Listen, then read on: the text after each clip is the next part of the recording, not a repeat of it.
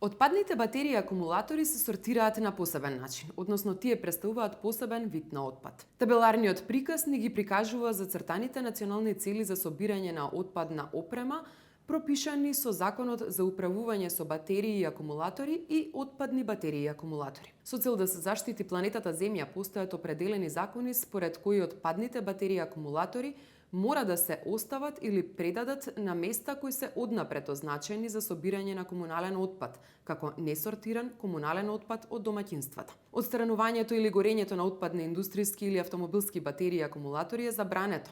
Кои се должностите на производителите? Треба да се води евиденција по категории во килограми за количеството на батерии и акумулатори, кои првпат се пуштени во продажба во пишана и електронска форма. При продажба, отпадните батерии и акумулатори треба да ги преземе назад од крајниот корисник и трговецот. И при тоа не смее за возврат да бара купување на нови или да побара надомест за повратниот прием. Може да презема активности со кои ќе привлече купувачите да ги враќаат отпадните батерии и акумулатори, како на пример нудење на попусти при купување на нови производи или други мерки.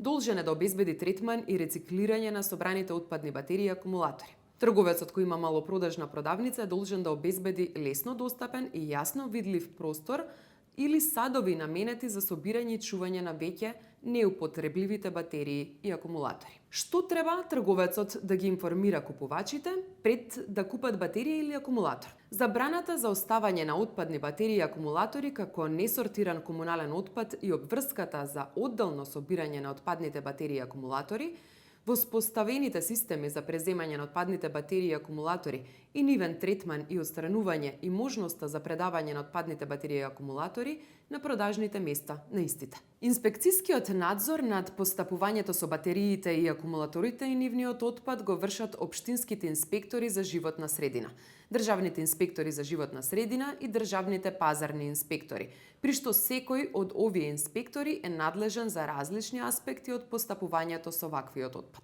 Што представува електрична и електронска опрема во смисла на законите за управување со овие видови отпад? Законите предвидуваат вкупно 6 категории на производи кои се сметаат за електрична и електронска опрема, а кои можете да ги видите тука. Министерот за животна средина и просторно планирање пропишува листа на производи кои спаѓаат во овие категории. Кои се обврските на трговецот со ваквата опрема? При продажба на опрема на крајниот корисник е должен да ја прими назад отпадната опрема од домаќинствата бесплатно, доколку ја има истата функција како продадената опрема, а бројот на парчиња од отпадната опрема е еднаков со бројот на парчиња од продадената опрема. Систем 1:1.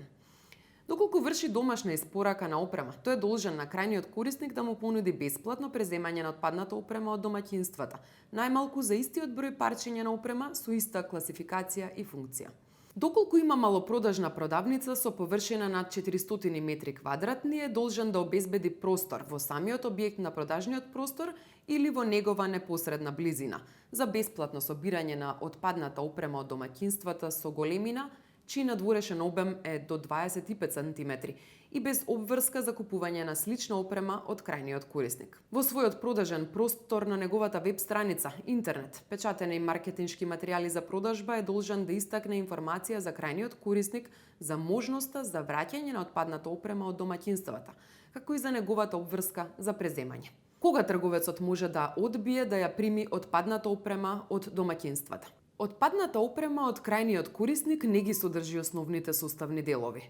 Опремата содржи друг вид отпад освен отпадна опрема или отпадната опрема е толку оштетена или загадена, што поради опасните супстанции кои ги содржи, ја загрозува животната средина и здравјето на луѓето. При тоа, тој е должен да го извести крајниот корисник за собирен центар, собирно место или инсталација за преработка на отпадната опрема каде крајниот корисник може да ја предаде отпадната опрема. Како треба да постапи крајниот корисник со отпадната електрична и електронска опрема? Целиот отпаден материјал крајниот корисник е должен да го врати кај трговецот, да го предаде на собирен центар или некое друго место за преземање и собирање на таков вид отпад. Онаа отпадна опрема која не е од домаќинствата, тој е должен да ја предаде на производителот или на правно лице кои поседуваат соодветна дозвола согласно законите. Оштетената опрема која ја загрозува или би можела да ја загрози животната средина и здравјето на луѓето, крајниот корисник е должен да ја предаде во собирен центар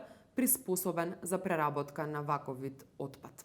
Што мора да направи производителот? Тој е должен крајните корисници да ги информира, меѓу другото, и за можните негативни влијанија и последици врз здравието на луѓето и животната средина како резултат на присуството на опасни супстанции во опремата, за можните начини за повторна употреба, рециклирање и другите начини на преработка, и системите за бесплатно враќање и местата за собирање кои се достапни без оглед на производителот или друг оператор кој ги има организирано.